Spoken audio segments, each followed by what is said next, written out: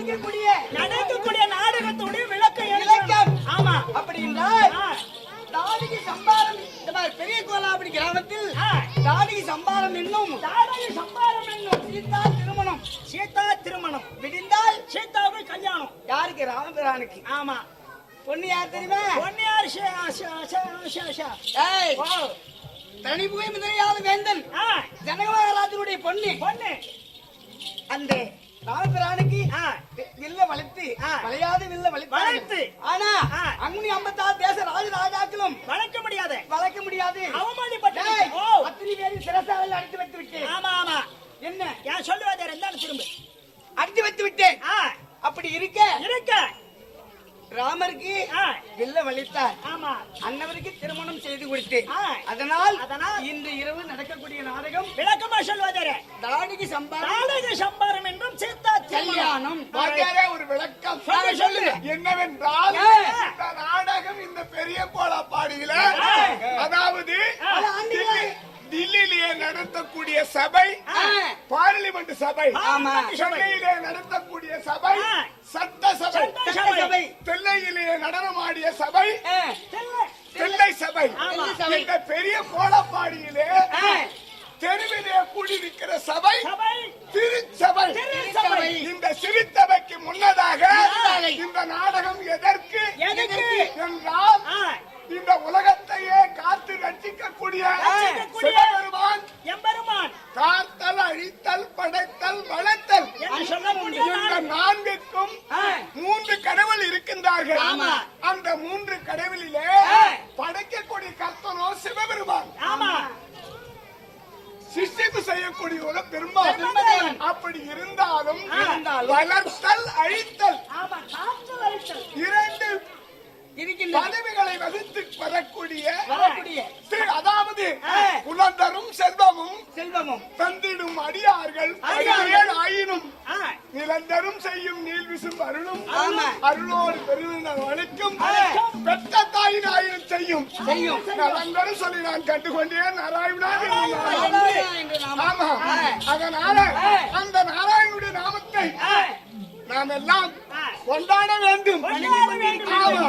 அதற்காக நம்மளுடைய எம்பெருமானாக விளங்கக்கூடிய சூரிய குலத்திலே பிறந்த ரகுராமனுக்கு இந்த பிறந்த நாள் விழா.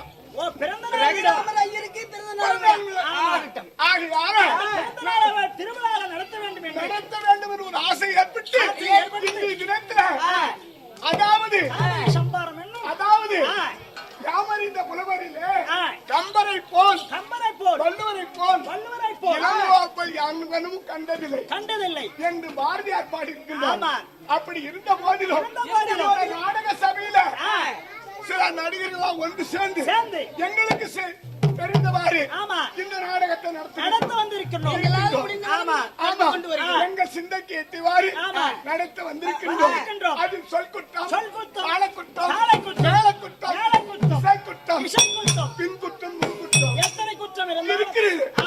சமயத்துல நம்ம அருமை நண்பர் ஒருவர் பேசிட்டாரு. என்னன்னா நாட்டுல ஏதோ ஒரு நாள் வாரி வாரி குடுக்குறேன். அவர் வாய் தவறி நம்முடைய அருமை நண்பர் நாயனாரா கொடுப்பாங்களான்ட்டாங்க. நாயனாரா ஒரு வாரி கொடுப்பாங்களா?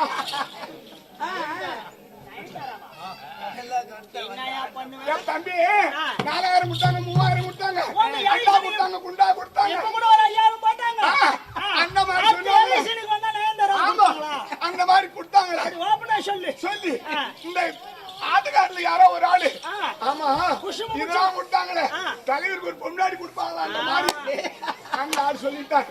அந்த மாதிரி எங்களுடைய நாவில ஏதாகிலும் தவறு வந்து விட்டால் இருந்தாலும் உங்கள் வீட்டில் அதாவது ஒரு வீட்டுல குழந்தை இருக்குது, பையன் இருக்குது. அந்த பையன் இந்த மாதிரி ஒரு தெரிஞ்ச எங்கேயும் போற எங்க பையன் ஆமா என்ன பண்றான் எதை ஒன்னாலும் பண்ணிடுறான். ஆனா சாயந்தரம் நம்ம பிள்ளை சாப்பிட வரலன்னா தம்பி எங்க பாக்குறேன் என்னதான் பண்ணிக்கிற ரோட்டை தாங்கிறான். ஏன்னு கேட்டா அவரை பெற்று வளர்த்துட்டோம். ஆனா எந்த குற்றம் பண்ணாலும் நம்ம பிள்ளைன்னு நினைக்கிறோம். அந்த மாதிரி எங்களை இந்த நாடக பிள்ளைகளை எந்த தவறு செய்தாலும் இந்த ஒரு நாள் இரவு ராத்திரிக்கு மட்டும் ஆமா செருப்புல அடிக்காம ஐயா ஐயா இன்னும் ஒண்ணு இந்த நாடகம் இன்னும் ஏன் கேக்குறியா? உலகத்தில ஒரு பெண் தவறு செய்து விட்டான். அந்த தவறை மன்னித்து கல்லாயிட்டா அந்த பொண்ணு. அந்த பொண்ணு இந்த ரகுராமனுடைய பாதம் பட்டு சாப விமோசனம் அப்படி நாடகம் இந்த நாடகம் எப்படி அப்படி சொல்றோம். அப்படிப்பட்ட நாடகத்தை நாங்க நடத்த போறோம். ஆகினால இந்த நாடகத்தினுடைய அறிவுரை நீங்களும் இந்த இரவு கண்பிடித்து எங்களுக்கு நல்லாசி வழங்குமாறு கேட்டுக்கொள்கிறோம். அயோத்தி தசரத சக்கரவர்த்தி வரப்போகிறார்.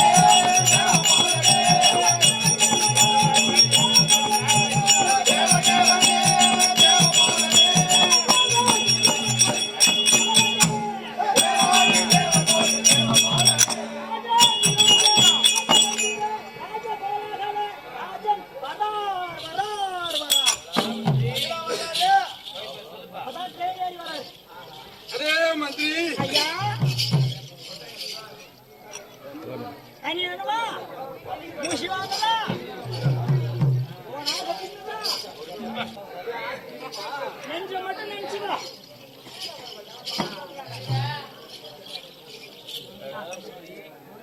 அடே மந்திரி அரசே, வணக்கம் தனக்கழகு, வணக்கம் தனக்கழகு, வணங்குவது யாவர்க்கும் அழகு. இதை யார் சொன்னது?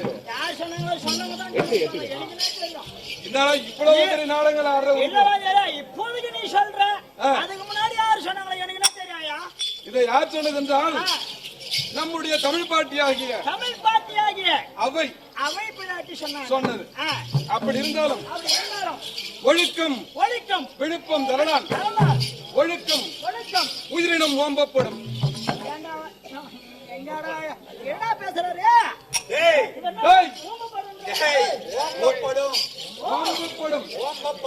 ஓம்பப்படல, ஓம்பப்படும்.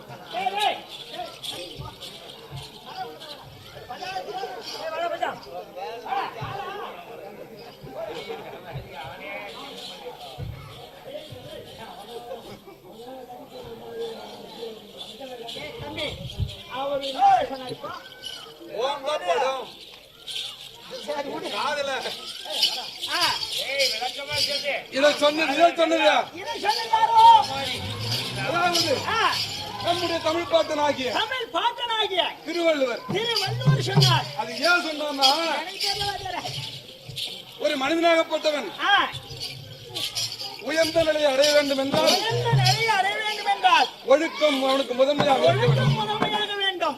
ஆமா, அப்படி ஒழுக்கம் உயர்ந்தவனாக இருந்தால் அவன் உயிரை விட மேலானவனாக போற்றப்படுவான். ஆமாம், அப்படி இருந்தாலும் தம்பி ஏழுமலை, இப்பொழுது இந்த சபையில வந்தன நான் யார் என்பது விளக்கமா சொன்னாதான் தெரியும். அப்படி வந்த விளக்கத்தை தெரிவித்திருக்கிறார்.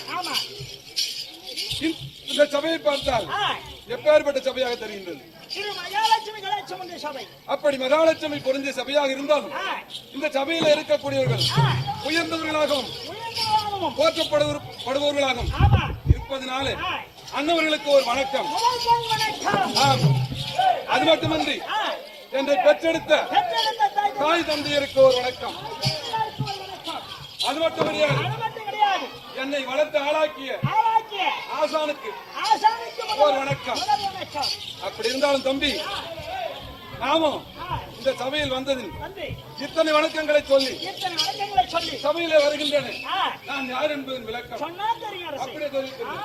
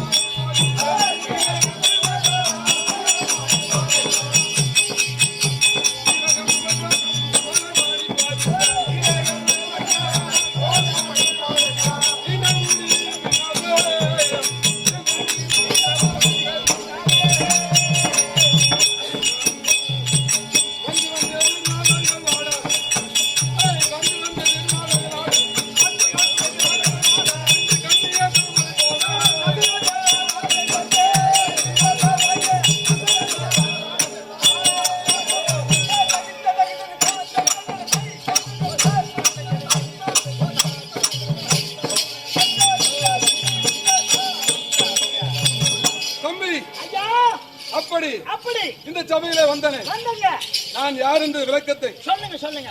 அதாவது முன்பொரு காலத்திலே இந்த ஆவணி 56 தேசத்தையும் ஓர் குடையின் கீழ் அரசாட்சி செய்து வந்தார்கள். வந்த நீங்க நான் இல்ல, வந்தார்கள் அந்த வம்சத்திலே ஆட்சி செய்து வந்த அண்ணோட வம்சத்தில் வந்த இஸ்வாகு வம்சத்தில் இச்சுவாகு வம்சத்தில் அந்த வெங்கடாவன இச்சுவாகு வம்சத்தில் பிறந்த சூரியகுல மன்னனான அசனுக்கும் இந்துமதி அம்மையாருக்கும் தவப்புதல்வனாகி பிறந்தேன். அப்படி பிறந்த எனக்கோ என் தாய் தந்தையர் வைத்த பெயர் நேமியன்.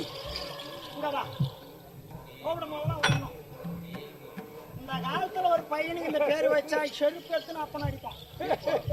இப்போ இப்போ அது அப்போ நேமின்றதும் ஒரு பேரு. அவர் சொல்றது அப்போ அத கேளு. இப்ப ஆட வந்ததுனால எனக்கு இப்பதான் ஞாபகம். அப்போ இது புராண கால சங்கதி. புராண சங்கதி. அப்படி இருக்கும் பொழுது எனக்கு வைத்த பெயர் சொல்லு. வைத்த பெயர் நேமியன். நேமியன். அப்படி பெயர் சூட்டி என்னை நான் ஒரு மணி பொழுது வேண்டுமாக வளர்த்தார்கள். ஆமாம். அப்படி வளர்த்து வந்த காலத்திலே எனக்கோ சுமார் 8 மாத காலம் இருக்கும். 8 மாதம் தான் இருக்கும். அத்தருணத்திலே என்னுடைய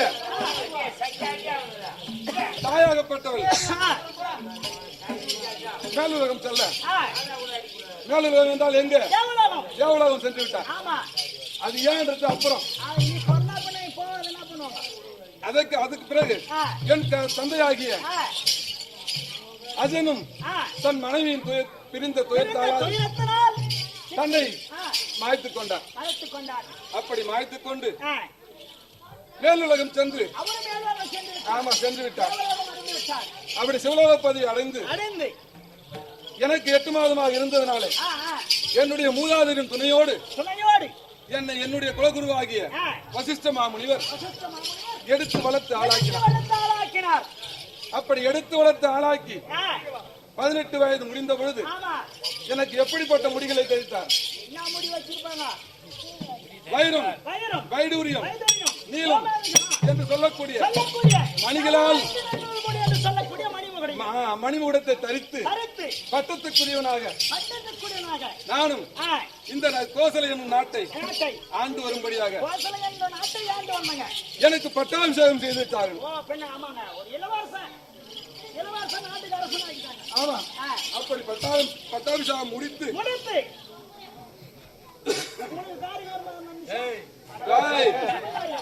கல்யாணம்.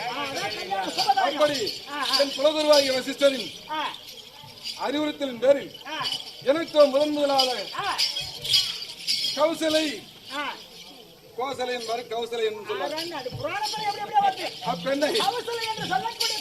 பெண்ணை எனக்கு திருமணம் முடித்தார். அப்படி திருமணம் முடித்து எங்களுக்கு ஒரு அழகான பெண் குழந்தை பிறந்தது. முதலாக அப்படி பிறந்த பெண் குழந்தைக்கு சாந்தை என்று பெயர் சூட்டி வளர்த்து வந்தோம்.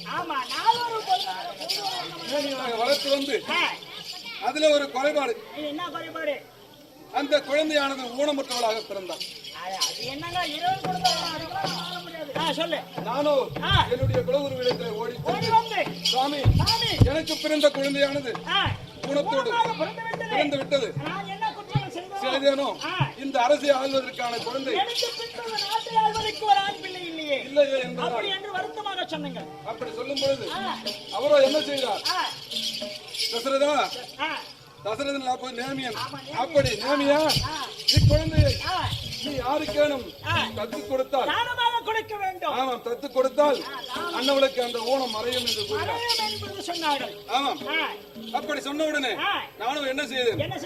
என்னுடைய நண்பனாகிய அங்குதாசத்தை ஆண்டு வரக்கூடிய ரோமபாத மன்னனுக்கு, ரோமபாதன், ஆமா அந்த ரோமபாத மன்னனுக்கு என் மகளை நான் தத்து கொடுத்தேன்.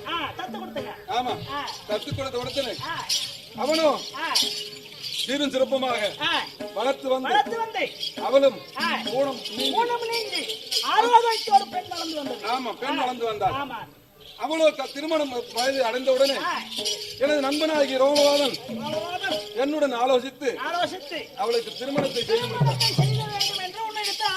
ஆலோசனை கேட்டான். அப்படி கேட்ட உடனே நானும் குலகுருவாகி வசிஷ்டத்தில் சென்று கேட்ட பொழுது அவரோ என்னவென்று உரைத்தார்? விபாண்டக முனிவர் அவருடைய மகனாகிய ரிஷ்யசிங்கர், ஆம் அப்படி சொல்லக்கூடிய முனிவருக்கு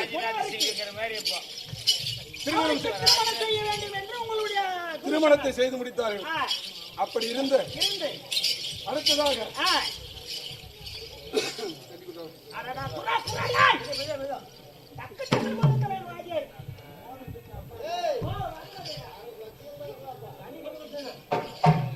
அப்படி ரிஷிசங்கருக்கு சாந்தி திருமணம் முடித்து தலைவிரித்தாடியது. ஆமா, அப்ப நம்ம மழை வராது 6 மாசமா இருந்தா அப்படி பஞ்சம் தலைவிரித்தாடிய பொழுது திருமணத்தை முடித்த ரிஷியசிங்கரோ ரோமபாத மன்னனுடைய நாடான அங்குதேசத்திலே கால் பதித்தார். அப்படி கால் பதித்த உடனே அந்த நாட்டிலே பஞ்சம் நீங்கியது. பசுமையாகி செழித்து கொழித்து வாழ்ந்தனர். இருந்தாலும் ஏழுமலை எனக்கு இந்த கோசலை நாட்டை ஆண்டு வரக்கூடியது.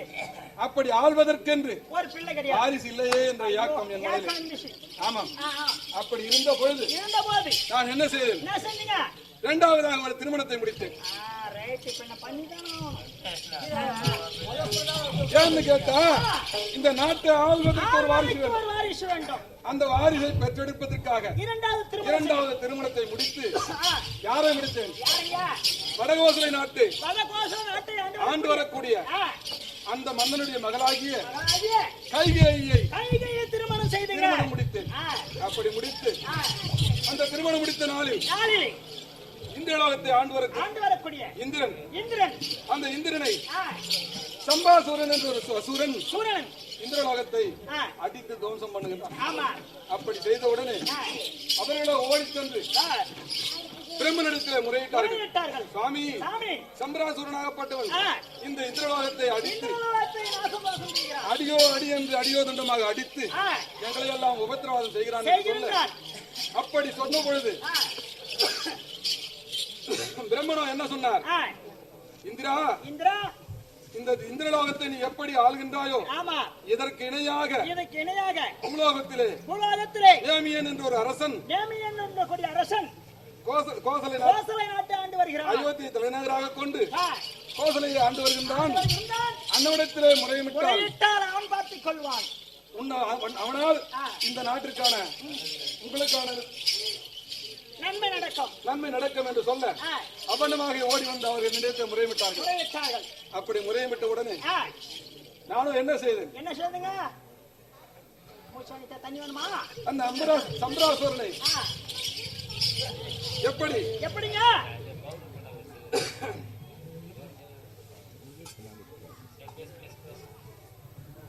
அந்த சம்பராசுரனை பதம் செய்வதற்காக என் மனைவியாக கைகேயை உடன் அழைத்துக் கொண்டு ரதத்தில் ஏறி இந்திரலோகம் சென்று அந்த சம்பராசுரனிடத்திலே சமர் புரிந்து அப்படி நான் சமன் புரிந்த பொழுது அந்த சூரனாகப்பட்டவன் என்ன செய்கின்றான்?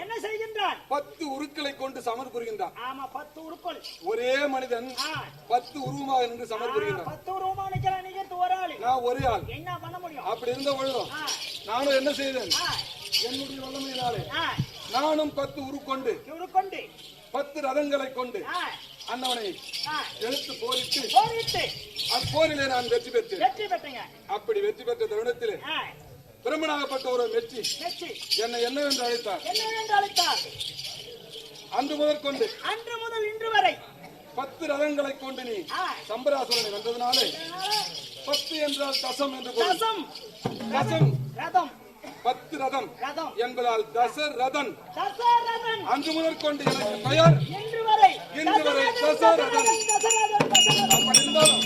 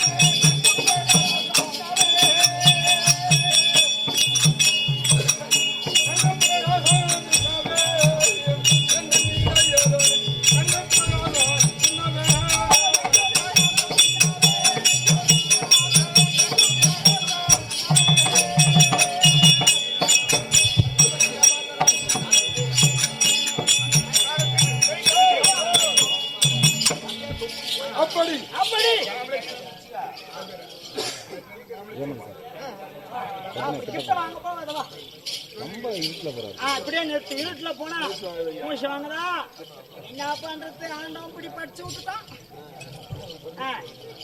அப்படி தசரத மன்னன் என்று பெயர் படுத்தி அப்படி தசரன் என்று பெயர் படைத்து இந்த அகில ஊடகங்களிலும் 56 தேசத்தை சிறப்போடு அரசாட்சி செய்து வந்தாலும் எனக்கோ அந்த ஆண் வாரிசு இல்லை என்ற வருத்தம். என்னதான் நாட்டுக்கு அரசனானாலும் அடுத்ததுக்கு நம்மளுக்கு முன்னாடி சங்கீதம் இல்லையே என்ற வருத்தம். ஆமாம், அந்த வருத்தத்தோடு தம்பி ஒரு ஐயா சொல்றாரு,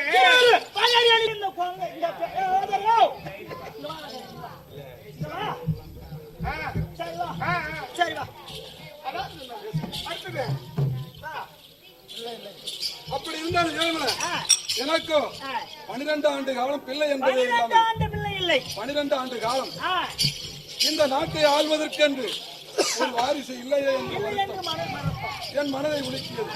அப்படி இந்த தருணத்தில் 1க்கு 2 என்று இல்லாமல் 3ஆவதாக ஒரு மனைவியை திருமணம் செய்தேன்.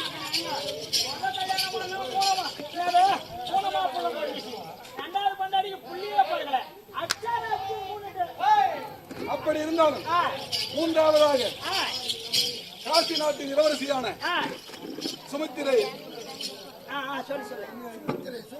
சுமித்திரை என்ற பெண்ணை 3ஆவதாக திருமணம் செய்து வெகு காலமாக பிள்ளைகளாம் இருக்க என்னுடைய குலகுருவாகிய வசிஷ்டரிடத்திலே சென்று சுவாமி, நானோ 12 திருமணங்கள் செய்தும் எனக்கு குழந்தை பாக்கியம் என்பது இல்லையே என்று நான் அன்னவரிடத்திலே தெரிவித்தேன். அப்படி தெரிவித்த உடனே அன்னவர் என்ன செய்தார்? நீயோ அந்த ரிஷியசிங்கரை அழைத்து ரிஷியசிங்கரோ புத்திரகாமேசி யாகம் செய்வதில்லை. ஆகையினாலே அன்னவரை அழைத்து நீ ஒரு புத்திரகாமேசி யாகத்தை செய்வே, ஆனால் உனக்கு புத்திர பாக்கியம் கிட்டும் என்று சொன்னார். அவர் சொன்ன வண்ணமாக ரிஷியசிங்கரை அழைத்து புத்திரகாமேசி யாகத்தை அப்படி வளர்த்திய நாளில் அந்த யாக குண்டலத்திலே அக்னி பகவான் அழைக்கப்பட்டவர் தங்கப்பேழையிலே பாயகத்துடன் கூடிய தங்கப்பேழை ஏந்தி அதில் உட்படமாகி என் குலகுருவாகி வசிஷ்டரிடத்திலே அந்த பாத்திரத்தை கொடுக்க அதை பெற்ற என்னுடைய குலகுரு என்னிடத்திலே கொடுக்க நானும் என்னுடைய மனைவிமார்களாகிய மூவருக்கும் அளிக்க அன்னவர்களுக்கு கோசலைக்கு அழகிய ஆண் குழந்தை ஒன்று அன்னவனுக்கு ராமன் என்று பெயர் சூட்டினாங்க. ஆமாம், கைகேயிக்கு பரதன் என்ற ஒரு ஆண் குழந்தை பிறந்தார். 3ஆவதாக சுமித்திரைக்கு லட்சுமண சத்ருக்கணன் என்று 2 பிள்ளைகள் பிறந்தார்கள். அப்படி இருந்தாலும் 4 பிள்ளைகளை பெற்று அந்த மகிழ்ச்சியோடு நாட்டை ஆண்டு வந்தேன். அப்படி இருக்க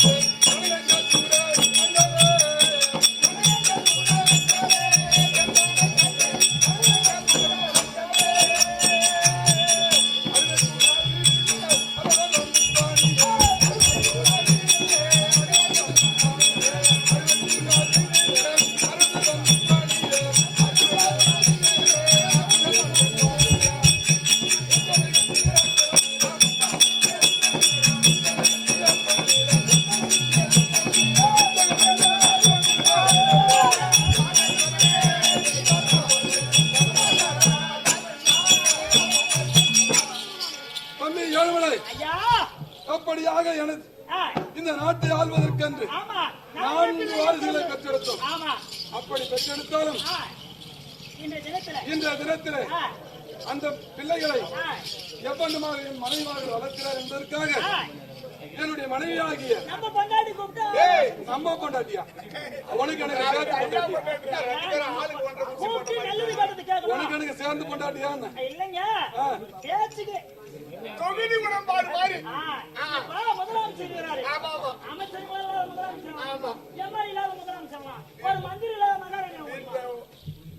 சரி, அப்படி என்னுடைய பிள்ளைகளை பற்றி நான் விசாரிக்க வேண்டும். விசாரிக்க வேண்டும். ஆகையினால யாரை வர சொல்லணும்? என்னுடைய மனைவியாகிய கௌசலையும் சுமத்திரையும் நான் அழைத்ததாக சீக்கிரம் அழைத்தோம். அப்படியே ஆகட்டும்.